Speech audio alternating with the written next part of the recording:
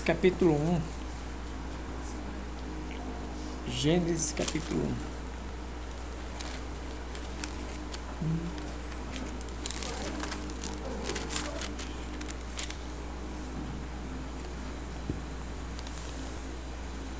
Gênesis capítulo 1, versículo 1 diz assim: a criação dos céus e a terra e tudo que neles há. No princípio criou Deus os céus e a terra. A terra, porém, estava sem forma e vazia. Então a Bíblia ensina pra gente que no princípio Deus criou o céu e a terra, porém a terra era sem forma e vazia, né? E o que aconteceu? Deus começou a criar as coisas e Deus começou a criar a partir da palavra. Irmão, tudo na nossa vida começa a partir da palavra. Se não tiver a palavra, o que vai acontecer? Nós vamos vir para a igreja, mas nós vamos ser pessoas sem forma e vazia.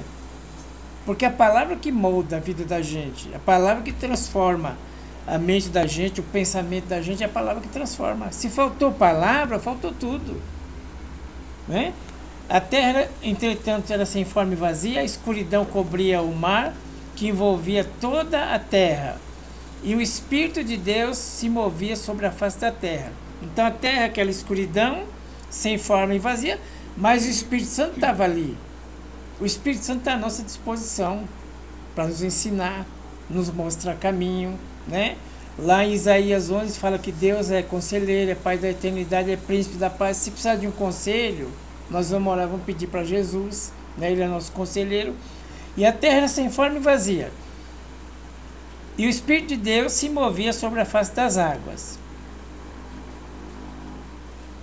Disse Deus, haja luz e houve luz. Então as coisas foram criadas a partir da palavra.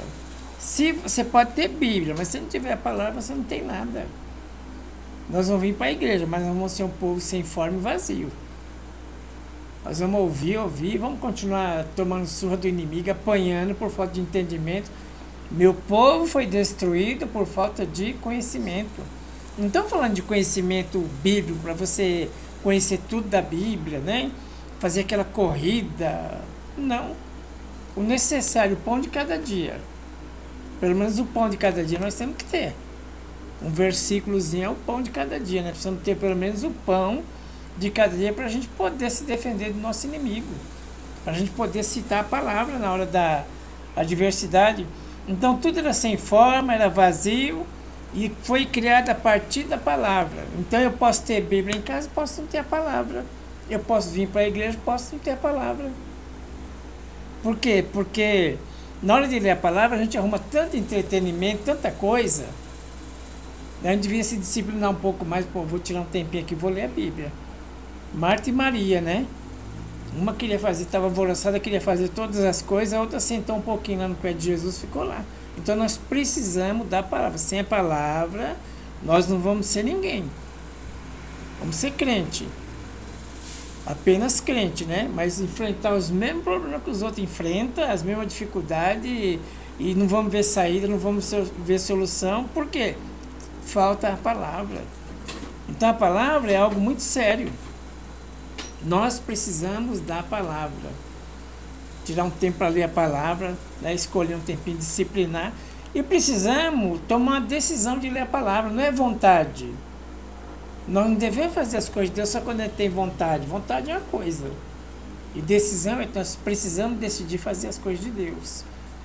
Precisamos decidir ler a palavra, precisamos decidir orar. Não é ter vontade de orar.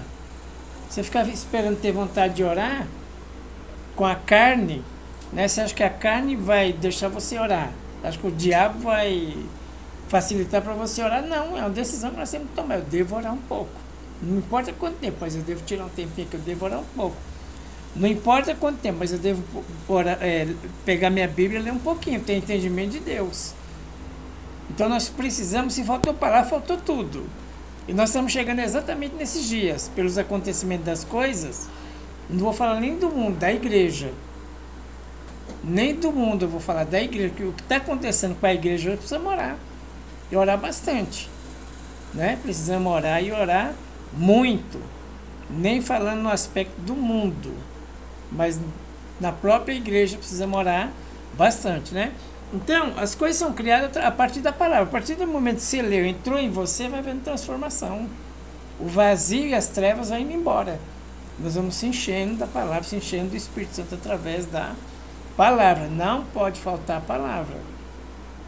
Se faltou palavra, a vida vai ficar triste, a vida vai ficar vazia, vamos andar na escuridão, vamos andar sem luz, porque falta a palavra. Então, precisamos decidir ler a palavra. Precisamos, então, disse Deus, haja luz e houve luz. Viu Deus que a luz era boa e separou a luz das trevas. Chamou Deus a luz dia e as trevas chamou de noite. Houve então tarde e amanhã e o primeiro dia.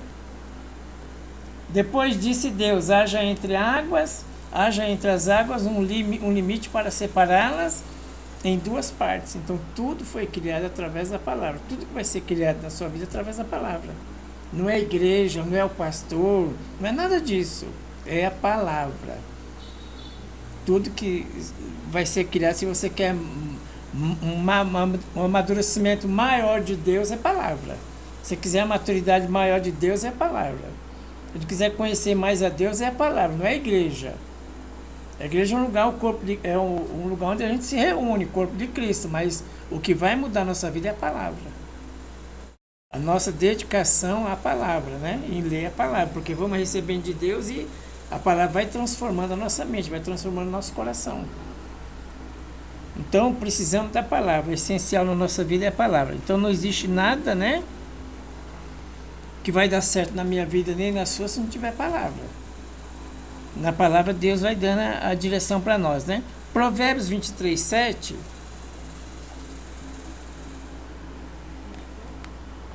Provérbios 23, 7.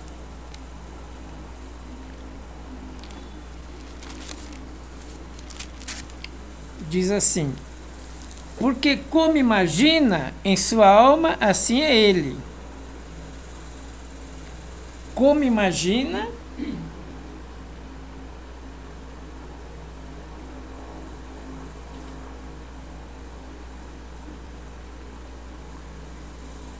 vinte e três, 7. É isso.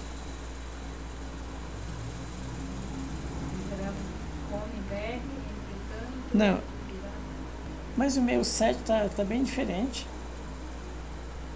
Assim, porque como imaginou, certo, a sua alma, assim é. Então, como eu imagino, eu vou ser. Se eu imagino que eu sou fracassado, que eu sou derrotado, que eu não tenho mais jeito, não tenho mais solução, não consigo ler, não consigo orar, não consigo fazer um jejum, aí eu vou ser isso. Uma pessoa que não consegue nada. Se eu não mudar os meus pensamentos, e quem muda isso é a palavra, como eu imagino a minha vida vai ser. Não posso, não consigo, não vai dar, não é para mim, não tem mais idade, não tem saúde, não tenho isso. Eu vou ser isso, a minha vida vai ser isso. E para mudar esse tipo de imaginação, que a imaginação está aqui dentro, só a palavra. Eu tenho medo do futuro, eu não sei o que vai ser do meu futuro. Se a gente começar a imaginar só essas coisas que o diabo mostra, quando você põe o pé no chão de manhã, a primeira coisa que o diabo mostra é isso. Você não pode nada. A primeira coisa. Se eu não me cuidar e não pensar o melhor de mim e orar pelo melhor de mim, eu vou ser isso aí que eu estou falando, que eu estou pensando. Então ele fala aqui sobre imaginação, porque como imagina, como você pensa, na sua alma, aqui dentro de você, vai ser isso. Assim ele é. Né? O que você imagina, você vai ser. Então, é um negócio tão melindroso que eu preciso da palavra para me ter imaginação boa sobre mim. Eu preciso ver o que Deus fala sobre mim para que eu tenha imaginação boa sobre mim. É mais ou menos assim, ó. O Tietê começa em Santa Isabel, não é isso? Aí lá a fonte é limpinha. Depois ele vem, quando chega na cidade do Rio de Janeiro, ele está poluído, está sujo. Ele está sujo, o Tietê. Depois ele vai para uma estação, a água vai para a estação de tratamento. Aquela água é tratada, depois é distribuída para as casas. Vamos imaginar assim, né? Tem lá os aparelhos na estação de tratamento, purifica a água, com cloro e tal, algumas coisas, depois manda para a nossa casa. Vamos supor assim, que vem um rio sujo, passa aqui dentro da minha mente, aqui dentro tem uma estação de tratamento, daqui para cá tem que sair coisa boa. Eu tenho que tratar aqui. Então o rio já vem sujo, passa aqui dentro tem a palavra de Deus, né? Faz o tratamento e daqui sai coisa boa. Então essas coisas, o rio, a água suja não pode descer para cá. Ela tem que terminar aqui. Tem um tratamento aqui dentro que ela tem que terminar aqui. E esse tratamento aqui é só a palavra. O que renova a nossa mente é a palavra.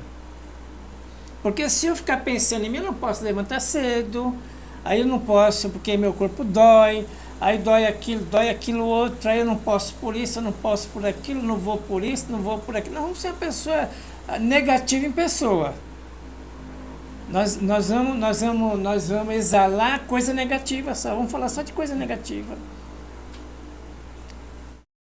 Dependendo da condição que a gente vive, não, eu posso, Deus vai fazer, Deus é bom, não fez hoje, vai fazer amanhã.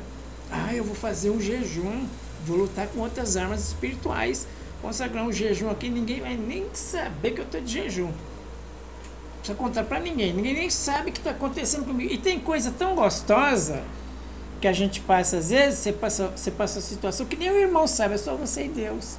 E é isso, é só você e Deus para saber. Na hora certa, Deus muda.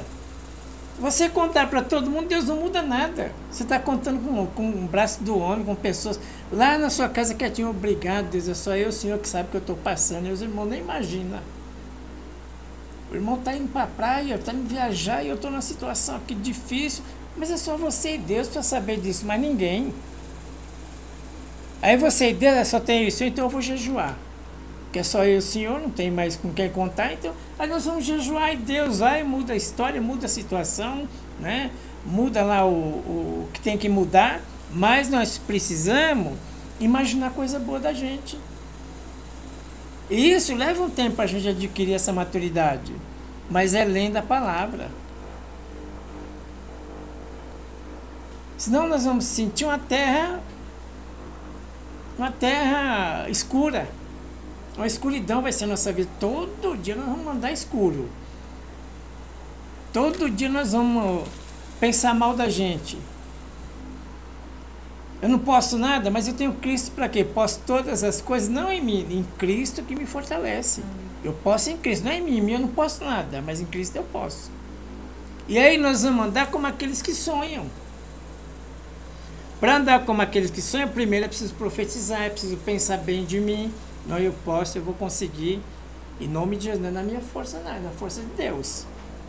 E se ninguém vê minha situação, Deus vai ver, que é mais gostoso ainda, é mais desafiador ainda. Ninguém vê minha situação, mas Deus vai ver. E como é que Deus vai ver? No jejum. No seu sacrifício que você vai fazer. Ler a palavra, consagrar um jejum. Quando você consagra um jejum, você sai de cena, Deus entra em cena.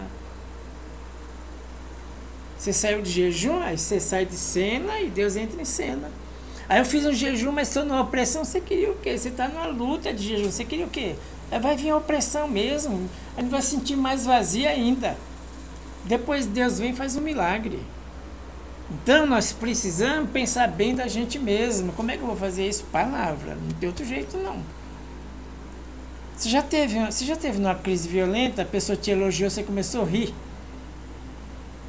Porque você estava numa luta violenta, a pessoa falando bem de você, e você numa luta violenta, e pensando, fulano nem sabe da minha situação, não sabe nem o que eu estou passando. É isso mesmo. Tem hora que a gente não conta para ninguém. Quando Deus ensina isso pra gente, é igual a mulher sunamita, né? O filho morreu, as pessoas perguntaram, está tudo bem? Está tudo bem, graças a Deus, está tudo bem.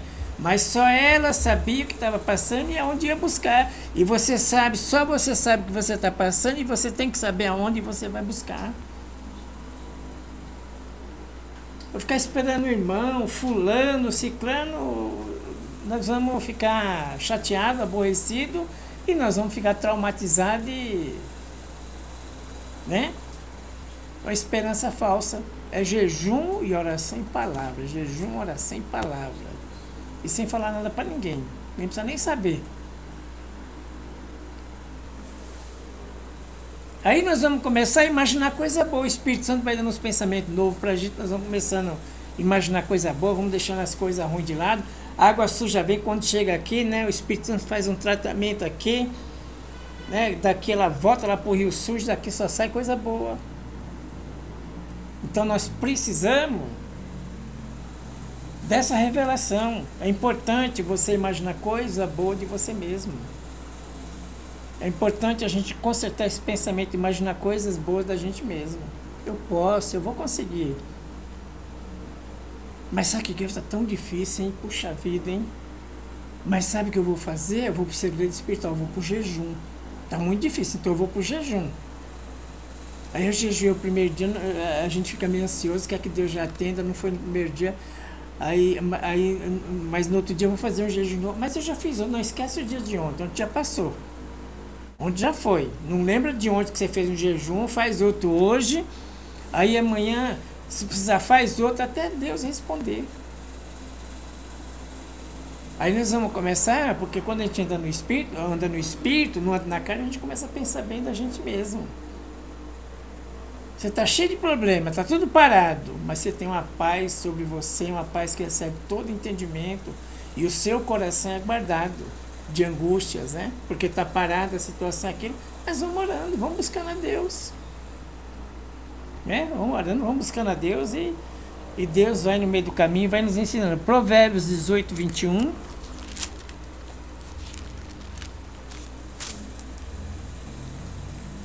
A morte e a vida estão no poder da língua. O que bem a utiliza, come do seu fruto. Então a morte e a vida estão na minha língua, na minha boca. Dependendo do que eu falar, eu vou viver. Dependendo do que eu falar, eu vou morrer.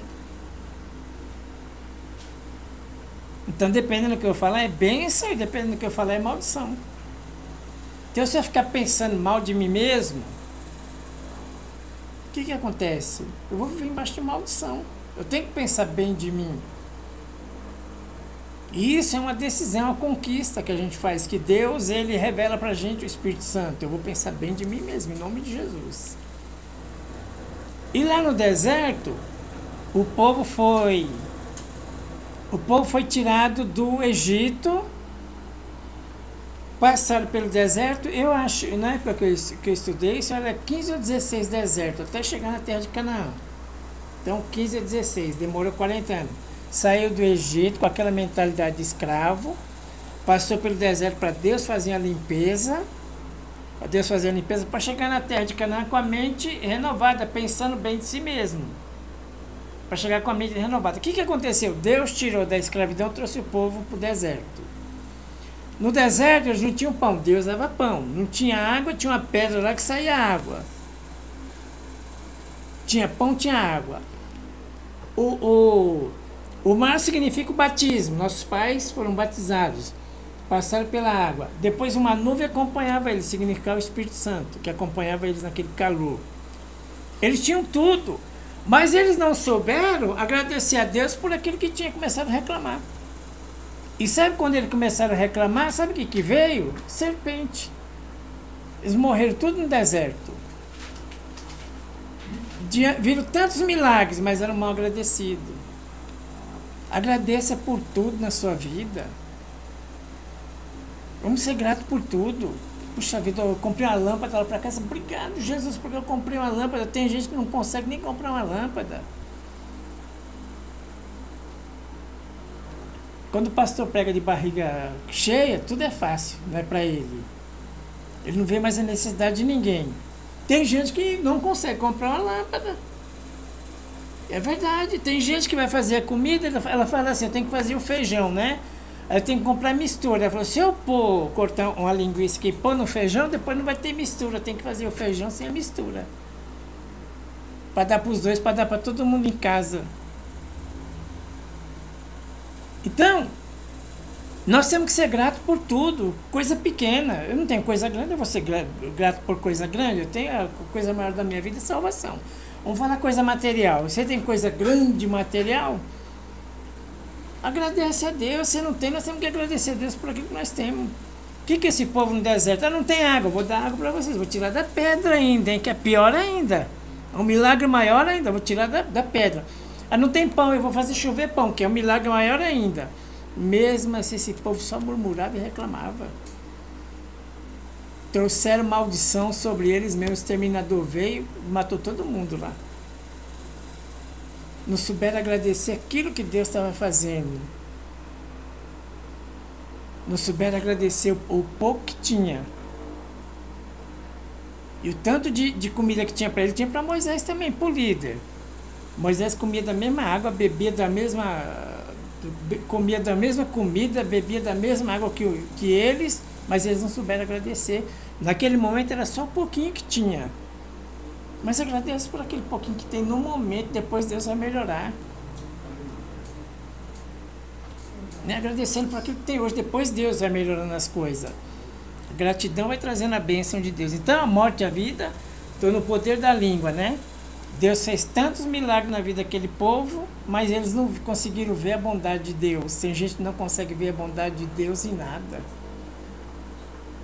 Sabe, gente péssima, pessimista, crente péssimo e pessimista não consegue ver a bondade de Deus em nada. Por quê? Porque não tem palavra. Só tem conversa. Só raciocínio humano. Só quer resolver as coisas com raciocínio humano. Não crê no milagre. Não sabe agradecer por nada. Então, a morte e a vida estão no poder da língua. Aquele que ama comerá do seu fruto. O que eu falar é uma mensagem tão dura. É uma mensagem tão dura. O que eu falar, vai ser o fruto da minha vida. Então eu preciso tomar cuidado com aquilo que eu falo. Deus criou tudo através da palavra. Deus vai criar na nossa vida tudo a partir da palavra. Então isso é importante. Vamos ler o último texto aqui, Mateus 6, 25.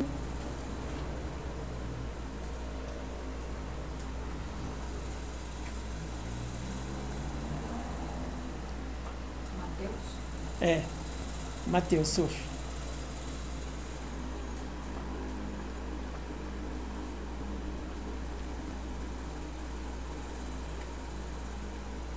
Por isso vos digo, não andeis cuidadosos quanto à vossa vida. Qual é a tradução mesmo que o Flor leu aqui? Não andeis ansiosos por coisa alguma. Não andeis ansiosos por coisa alguma. Quanto à vossa vida, pelo que é a vez de comer, pelo que é a vez de beber, ou quanto o vosso corpo. Não ande ansioso por coisa alguma. Isso funciona? Não. Não funciona. Só funciona se tiver prática. Não andei ansioso. Não andeis ansioso, quanto que é a vez de comer. Está falando do futuro, amanhã. Para mim não andar ansioso amanhã, eu tenho que fazer as coisas certas hoje. Em tudo. Em tudo. Dinheiro, finanças. Se eu gastar tudo hoje, amanhã é claro que eu vou viver em ansiedade e Deus não vai fazer nada por mim. Não vai poder fazer nada por mim, porque a palavra está aqui. Se eu não me cuidar hoje, amanhã eu vou andar ansioso. Tem um conhecido meu que ele estava falando esses dias, que ele estava na casa dele, no sofá da casa dele, aí o celular dele tocou. Ele estava com a mulher assistindo televisão, tudo, os filhos. O celular dele tocou, era outra mulher dele. Como é que um cara desse vai ter paz? Não tem, porque faz as coisas erradas hoje, não vai ter paz amanhã. Até em sentido de pecado, até em sentido financeiro, tudo que fizer errado hoje não vai ter paz amanhã, vai andar ansioso. E vai gastar toda a energia tentando resolver problema que não deveria ser desse jeito. Então isso depende muito. Para mim não andar ansioso, Deus, o Senhor não vai deixar eu andar ansioso, essa é a parte de Deus. O Senhor vai fazer uma obra na minha vida, não vou ficar ansioso. Mas qual é a minha parte? É cuidar das coisas de hoje. Se eu não cuidar, amanhã eu vou acordar ansioso, sim, com certeza. E muito ansioso. E a ansiedade tira a gente da vontade de Deus. A gente começa a tentar resolver as coisas do nosso jeito, tira a gente da vontade de Deus. O 34. Não vos inquieteis, pois, pelo dia de amanhã.